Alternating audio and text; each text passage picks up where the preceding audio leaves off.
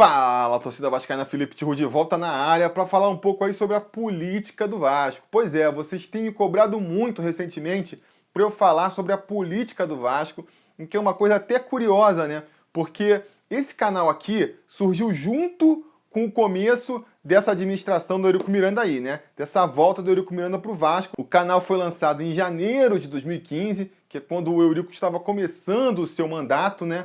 E até por ser um canal novo, eu não quis já começar me metendo em política, falando do Eurico pelas coisas que ele tinha feito lá no passado. Eu resolvi dar tipo um voto de confiança, né? Eu falei, o programa está começando agora, a administração nova do Eurico está começando agora, então eu só vou criticar as besteiras que eu vi que a administração está fazendo nesse mandato, né? O programa está rolando, conforme foram acontecendo as coisas, eu vou comentar, não vou ficar falando muito sobre o passado. Então eu evitei de falar dessa parte política do clube nesses primeiros anos de Sobre Vasco. Recebi várias vezes elogios da galera. Ah, que bom que você não entra nessa briga política, só fala do time em campo, né?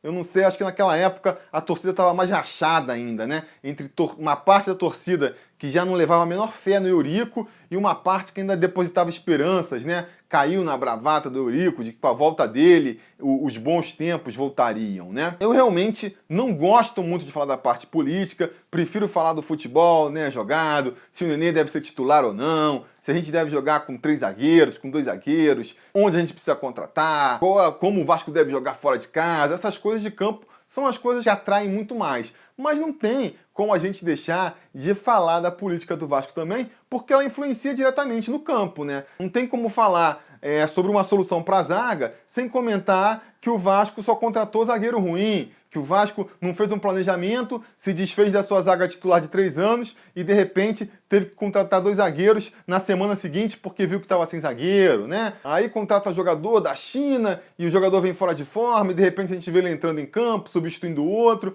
Então não tem como não falar de política, né? Ainda mais quando ela está interferindo tanto dentro de campo assim. Acho que grande parte de vocês foram vendo isso e cada vez foram cobrando mais uma posição aqui do canal em relação à política do Vasco. Então eu vou começar agora uma série aí de vídeos tratando desse assunto, até porque tá chegando o ano eleitoral aí, vai ser a primeira eleição que o Sobre Vasco vai cobrir. E aqui é um canal opinativo, eu não vou ficar em cima do muro não. Eu vou dar minha opinião sobre o que eu acho dos candidatos, o que eu acho tá certo, o que eu acho que tá errado. Tava até esperando as candidaturas se firmarem, né? O Eurico ainda não falou se vai, já falou no passado que ele estava candidato, agora já não assume mais que vai ser candidato à reeleição. A oposição também teve o Júlio Brandt se lançando candidato, aí o Campelo se lançando candidato, mas ainda se fala numa união das chapas de oposição. Então a gente não sabe muito sobre isso. Mas apesar de tudo, vamos tentar aí começar a falar sobre essa parte mais política do Vasco.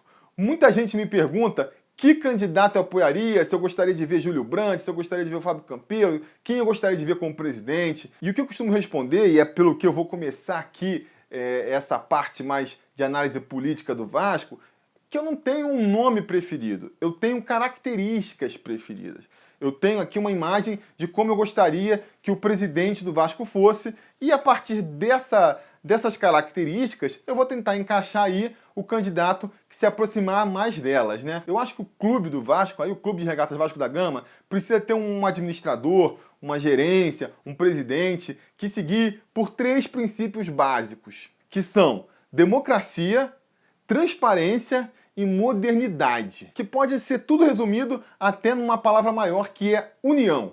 O Vasco precisa de união. O Vasco surgiu numa época em que o futebol ainda não era esse esporte popular do Brasil, né? O esporte mais popular era o remo era o esporte preferido de uma classe mais rica, mais abastada, de uma elite, e um grupo aí de imigrantes, de empresários, pequenos trabalhadores portugueses se viram excluídos, não conseguiam entrar em outros clubes de elite, resolveram se unir e fazer o próprio clube. Foi então fundado aí o Clube de Regatas Vasco da Gama. Mais tarde, quando o futebol começou a se popularizar, o Vasco novamente correu atrás aí de entrar nessa e foi através da união que ele foi montando. A união dos comerciantes pagava às vezes os jogadores ali para poder montar um time bom. A união da torcida fez o Vasco construir São Januário. Então a união foi sempre um ponto forte do Vasco. E até hoje o grande, se tem uma coisa que ainda faz o Vasco ser grande, é a torcida do Vasco, que é imensa e que, se unir, pode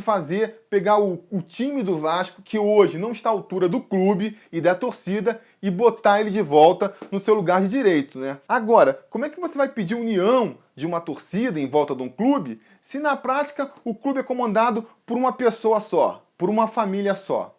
É difícil, né? Você só pedir sem dar nada em troca. Então, por isso que você precisa ter esses pilares básicos. Democracia. Se você quer união, se você quer todo mundo ajudando, você tem que dar poder para todo mundo também, entendeu? Não adianta você querer ficar ali comandando sozinho o clube, eu tomo todas as decisões, mas na hora que eu preciso de um dinheiro, me dá um dinheiro aí. Na hora que eu preciso do apoio da torcida, a torcida aparece aí. E se não me apoiar, eu vou lançar as seguranças para dar porrada em vocês. Vem, mas só vem para me inflar meu ego. Não pode ser assim. Então tem que haver democracia. Desde o nível mais básico, que é esse do direito de protesto da torcida. Se a torcida está chateada com o presidente, com o jogador, a gente pode até questionar aqui se ela está certa ou se está errada. Mas nunca o direito dela de protestar, não é verdade? Outra coisa, quer chamar a torcida mais ainda para ajudar o clube, para poder ser sócio-torcedora, para dar dinheiro para o clube? Dá responsabilidade para a torcida também.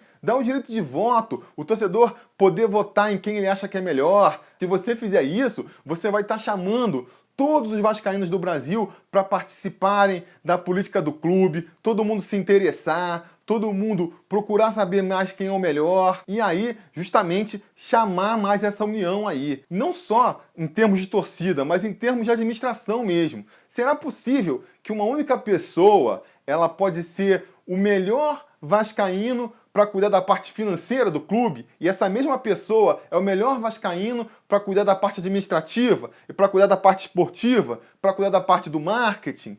Não é, né? É difícil de achar uma pessoa que seja tão perfeita assim. Então, o que você tem que fazer? Tentar unir e chamar o melhor de cada área. Chama aqui quem é o melhor vascaíno aqui, ou se você quiser profissionalizar, um profissional, para cuidar da parte financeira, para cuidar da parte administrativa. E você vai delegando agora, você vai ter que abrir mão de um pouquinho de poder. Você não pode querer ter um clube só todo para você mandar. Por mais que você seja o presidente, se você tem um vice-presidente financeiro que você confia, que é um cara tradicional da área de finanças, que entende pra caramba, a palavra final vai ter que ser ele. Se você tem um cara de marketing que você confia, que é um cara de mercado, um cara que manda bem pra caramba no marketing, você vai ter que confiar na palavra dele. Você não pode querer que a palavra final sempre seja a sua. Democracia, né? Não é uma pessoa comandando, são vários, é um grupo. Porque um grupo vai ser sempre mais forte do que uma pessoa só. Então, democracia. O Vasco foi fundado na democracia, o Vasco sempre foi um clube democrático, foi o primeiro a aceitar negros no seu clube, aceitar trabalhadores, não teve essa coisa de elitismo, né? Brigou contra isso desde o começo. Não pode agora, de repente, ficar na panelinha de falar torcedor não sabe escolher, torcedor não é feito para votar, torcedor é feito para torcer, grupo tal não interessa, grupo tal não interessa, é só essa panelinha aqui. Não pode, o Vasco é democrático.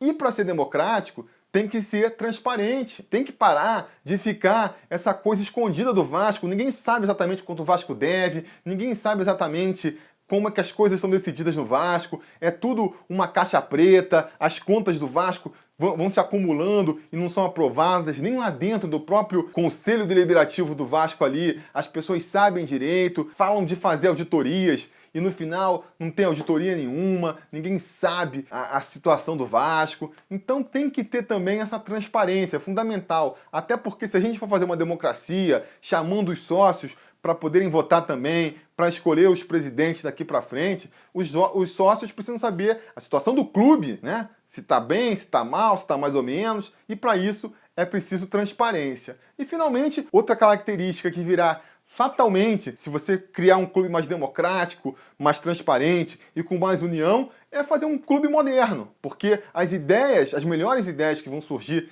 dessa união vão ser ideias modernas. A gente tem que parar de achar que a gente está na década de 80, do século passado ainda, que as soluções que serviam para aquela época, onde o mundo era completamente diferente, vão servir para agora, e começar a fazer coisas novas, inovar. O Vasco sempre foi um clube inovador. O nome próprio Vasco da Gama é baseado no navegador, que foi um cara super inovador, ousado. Foi o primeiro navegador a passar o Cabo da Boa Esperança ali, né? Quer dizer, o Vasco já foi batizado em homenagem a uma pessoa inovadora, de vanguarda. O clube foi um clube de vanguarda em toda a sua história. Foi o primeiro a fazer um estádio próprio no Rio aqui, com recurso dos próprios torcedores. O primeiro a aceitar negros no time. O primeiro a profissionalizar o time de futebol. E de repente foi perdendo esse protagonismo, essa vanguarda aí, em função de um moralismo, de um conservadorismo, de que o Vasco é tradicional.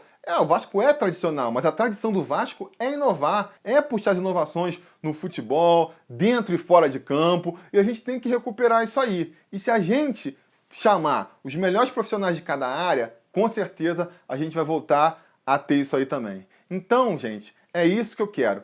Quem eu quero que seja o novo presidente do Vasco, eu não tenho nome. Eu quero que seja um cara que busque a democracia, a transparência e a modernidade no nosso clube, e isso tudo pode ser traduzido em um cara que busque união. Deixe de lado as coisas pequenas, pessoais, de benefício próprio, de querer aparecer, de querer ser exaltado pelos outros, e busque a união aí para fazer o Vasco ficar grande de novo. Bem, esse foi o primeiro vídeo que eu fiz sobre a política do Vasco. Pretendo tocar em outros assuntos aí dessa parte política ao longo do ano, até as eleições, conforme for aparecendo as oportunidades aí. E aí eu peço para vocês deixarem nos comentários o que vocês querem ver, que pontos específicos da política do Vasco vocês querem que eu comente, porque aí, ao longo das próximas semanas, eu vou estar produzindo novos vídeos dessa série. Beleza? Posso contar com vocês? Deixem o like aí e compartilhem esse vídeo, porque através dos likes e das visualizações é que eu vou saber se vocês estão curtindo essa proposta aqui, nova do canal, né? Não se esqueçam de acompanhar, porque vai ter vídeo direto aí agora. Eu vou tentar fazer uma live ainda essa semana, vamos ver se eu consigo, então fica ligado. É importante você estar inscrito no canal, é importante você estar com o sininho acionado ali, para quando rolar uma live, o YouTube te avisar, beleza? E a gente vai se falando.